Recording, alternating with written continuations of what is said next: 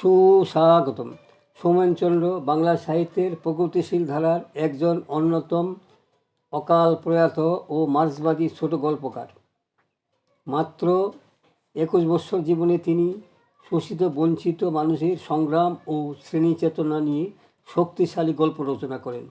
তার বিখ্যাত গল্প ইঁদুর 66 ভাষায় অনূদিত হয়েছে এবং তিনি 1941 খ্রিস্টাব্দে প্রগতি লেখক সংঘের সম্পাদক ছিলেন। তিনি মাত্র 17 বছর বয়সে প্রথম উপন্যাস বন্যা লেখেন। তিনি নানা সাহিত্য পত্রিকায় অসংখ্য ছোট গল্প, নাটক এবং প্রবন্ধ লিখেছিলেন, যা মরণোত্তর প্রকাশিত হয়েছিল। এই শোষিত বঞ্চিত ছোট গল্পটা নিয়ে ইউটিউবের সাহিত্য নবদিগন্ত চ্যানেলে আজকের ভিডিওটি হলো শ্রেণী চেতনার ছোট গল্পকার সোমেনচন্দ্র। গ্রন্থনায় রবীন্দ্র কুমার চক্রবর্তী। বাংলার সাহিত্যাকাশে সোমেনচন্দ্র একটি অনন্য নাম, অতি আদরের নাম। গভীরতম অনুভূতিতে আবিষ্ট, আত্মমোদিত, হৃদয়ের আবেগের আস্তরণ, বিবেকের কণ্ঠস্বর। সমাজ সংসারে সোমেনচন্দ্রের অবস্থান খুবই অল্পকালের, কিন্তু তার প্রভাব সুদূর প্রসারী, মানুষলোকে অনন্তকালের। আমাদের চেতনার রাজ্যে বড় হওয়ার মতো সোমেনচন্দ্রের আবির্ভাব যেন একঝাঁক প্লাবন। যৌবনের খিড়কি দরজা পা রাখতে মহাকালের ডাকে তাকে চলে যেতে হয়।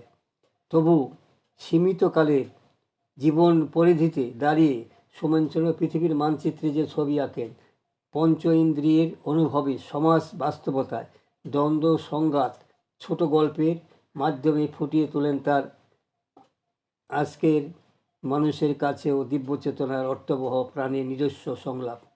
অন্যায় অসাম্যের মুখোমুখি সোমেনচন্দ্রের জীবন জয়ের দীপ্ত শপথ, আত্মপ্রত্যয়ের প্রেরণা।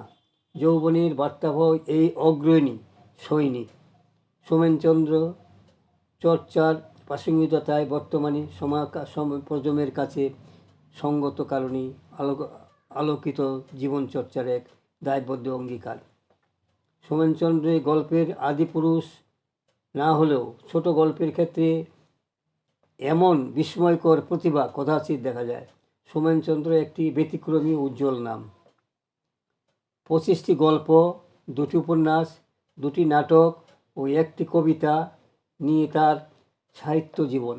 বিখ্যাত ছোট গল্পের মধ্যে দাঙ্গা, ইঁদুর, সংকেত, লাল ঝান্ডা প্রদান, মুখোশ, এক্স সোলজার, মানব মুক্তি, পথবর্তী ইত্যাদি উল্লেখযোগ্য তার রচনাবলী। সোমেনচন্দ্রের জন্ম হয়েছিল 1920 সালের 24শে মে। জন্মেছিলেন মামার বাড়িতে, ঢাকা শহরের নিকটে, বর্তমান টঙ্গীর শিল্পাঞ্চলের পাশে দৌড় গ্রামে। পিতার নাম নরেন্দ্র কুমার চন্দ্র, মা হিরণবালা দেবী। সোমেনচন্দ্রের যখন 4 বছর বয়স, তখন মা হিরণবালা কলেরায় আক্রান্ত হয়ে মারা যান।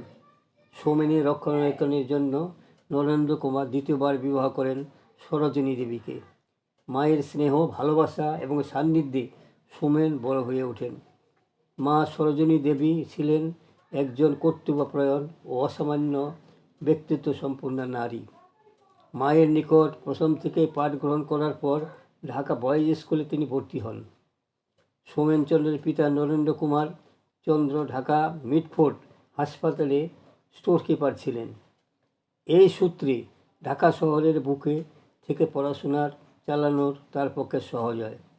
1936 খ্রিস্টাব্দে সোমেনচন্দ্রের বয়স যখন মাত্র 16 বছর, ঢাকা মিটফোর্ড থেকে দ্বিতীয় বিভাগে মেট্রিক পাস করেন।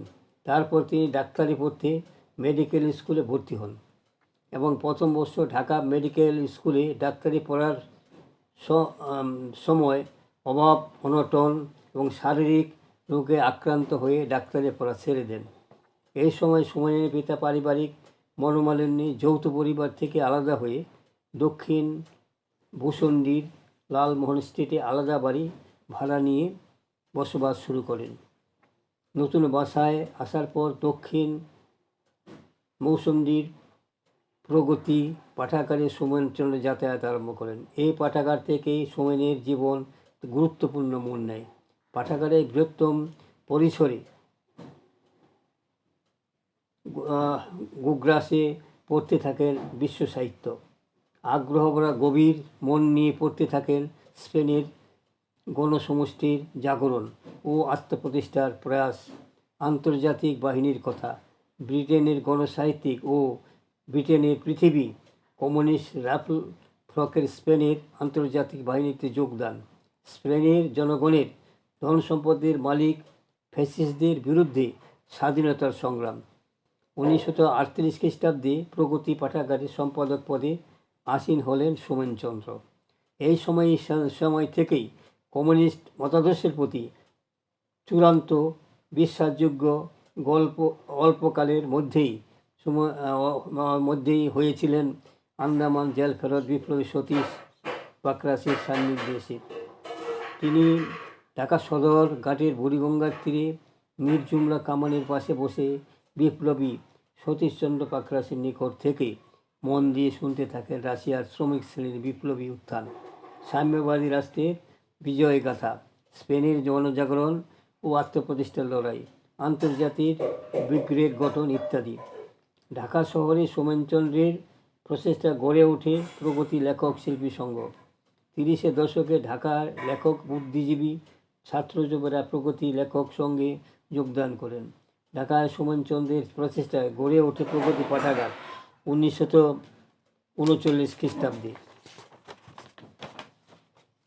প্রাদেশিক প্রগতি লেখক সংঘের সাথে যুক্ত হয় এই পাঠাগার। সোমেনচন্দ্রের কাজের পরিধি বেড়ে যায়। মধ্যবিত্ত পরিবার থেকে উঠে আসা কিশোর লেখক সোমেনচন্দ্র তার প্রথম জীবনী লেখনীতে ধরতে চেয়েছেন মধ্যবিত্ত পরিবারের ভালোবাসা, ঘৃণা, ঔদার্য, সততা, বিশ্বাস অবিশ্বাস দ্বারা পরিচালিত জীবন বৃত্তকে। কিন্তু পরিবর্তনের সময় মার্ক্সবাদী আদর্শে উদ্বুদ্ধ হয়ে রিক্সা শ্রমিক, রেল শ্রমিক, সুতাকল শ্রমিক গণ আন্দোলনে সামিল হয়ে সোমেনচন্দ্রের লেখার ধরন পাল্টে যায়।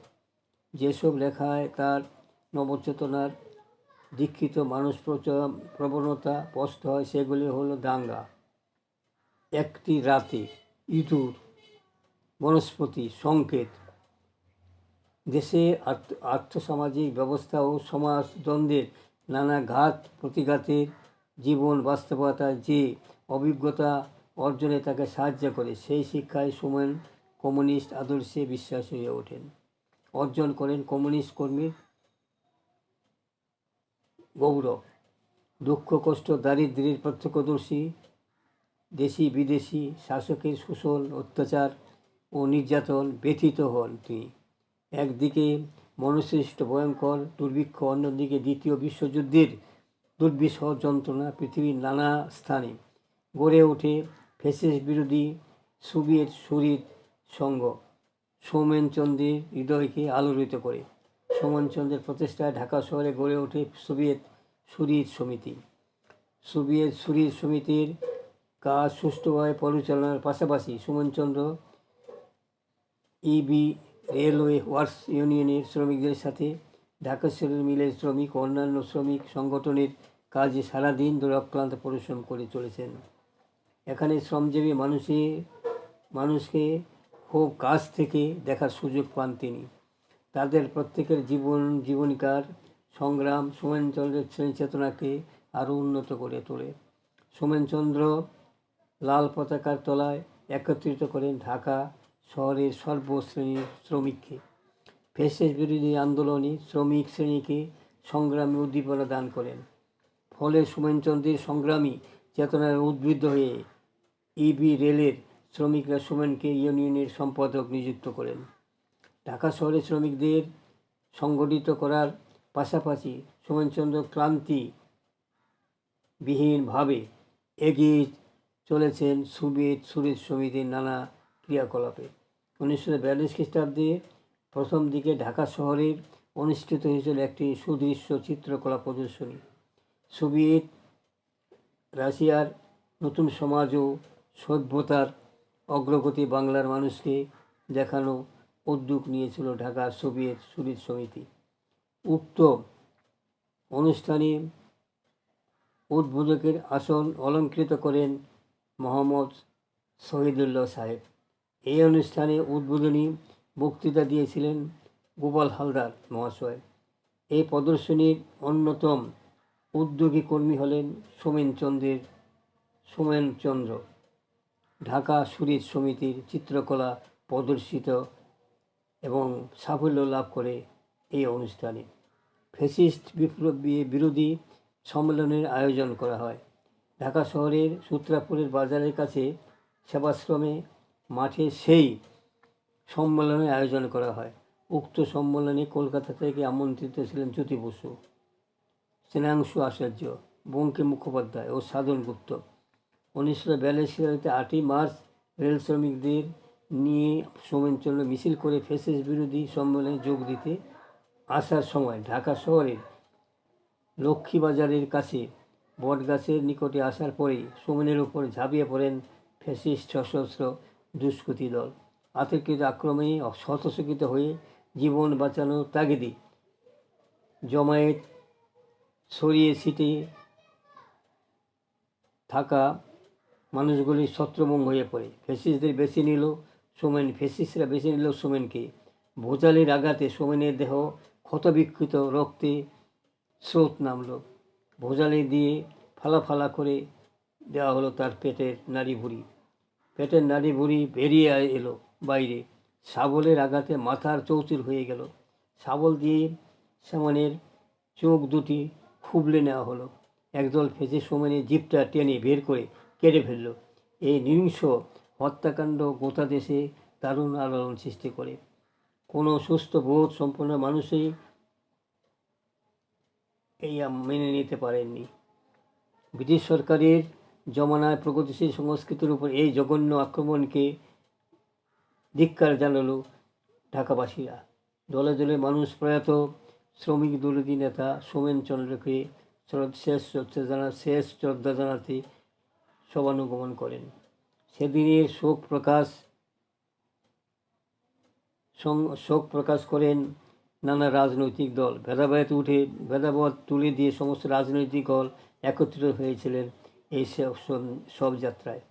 সঙ্গে যুক্ত হয়েছিল প্রাদেশিক লেখকশিল্পী সংঘ, গণনাট্য সংঘ এবং সাংবাদিকবৃন্দ, চিন্তাবিদবৃন্দ, সমস্ত বুদ্ধিজীবী এবং কলকাতার বিশিষ্ট ব্যক্তিবর্গ। ঢাকা শহরের অনেকেই সোমেনের অন্তিম শয্যায় সামিল হয়েছিলেন আবেগপূর্ণ মনোভাব নিয়ে। মাত্র 21 বৎসর 9 মাসের জীবন সোমেনচন্দ্র সর্বসার করে 25টি ছোট গল্প ও 2টি উপন্যাস, 2টি একাঙ্ক নাটক, 3টি গদ্য রচনা করেন। সোমেনের ছোট গল্পগুলি ঢাকার মাসিক ও সাপ্তাহিক পত্রিকায় বের হতো। শ্রীহট্টের একটি মাসিক পত্রিকায় সোমেনের ছোট গল্প নিয়মিত বের হতো। 1934 কাছে রাজপথ নামে একটি কবিতা শারদীয়া যুগান্তরে ছাপা হয়। 1938 সালে আনন্দবাজার পত্রিকার রবিবার সরিয়ে যে সোমেনের লেখা সংকেত গল্পটি প্রকাশ পায়। বালিগঞ্জ পত্রিকার ধারাবাহিকভাবে প্রকাশিত হয় সোমেনের লেখা উপন্যাস বন্যা। পাঠক মহলে উপন্যাসটি যথেষ্ট আলোড়ন সৃষ্টি করে। প্রগতি লেখক সংঘের পত্রিকা ক্রান্তিতে বনস্পতি গল্পটি যথেষ্ট আলোড়ন সৃষ্টি করেছিল। ইঁদুর গল্পটি 1942 সালে পরিচয় পত্রিকায় প্রকাশিত হয়। মাসিক শক্তি পত্রিকায় সোমেনের লেখা 2টি একাঙ্ক নাটক প্রস্তাবনা ও বিপ্লব প্রকাশিত হয়েছে। সোমেনচন্দ্রের একাধিক গল্প বিশ্ববিদ্যালয়ের স্তরে পাঠ্য ব্যবস্থা করা হয়। স্বল্পায়ু সোমেনের বাংলা কথা সাহিত্যের নিজের স্বাতন্ত্র্য আসনটি পাকা করে গিয়েছিলেন। ছোট গল্পকার সোমেনচন্দ্র লেখনীর জোরেই 100টা বছর পরেও আজও অম্লান অমর। শহীদ সোমেনচন্দ্রের ভাবমূর্তি বাঙালির অন্তর্মহলে স্থিরভাস্কর হয়ে আছে এবং থাকবে অনন্তকাল। কালোজি সাহিত্য সৃষ্টি তার প্রধান কারণ। তিনি ছিলেন প্রতিবাদী গল্পকার এবং অলোক সুন্দর গদ্যময় স্রষ্টা। বন্ধুগণ, আমার এই সংক্ষিপ্ত বিদ্যুখানি এখানে শেষ হলো। যদি আপনাদের মনে বোধ হয় তবে সাবস্ক্রাইব, শেয়ার এবং লাইক করতে ভুলবেন না যেন।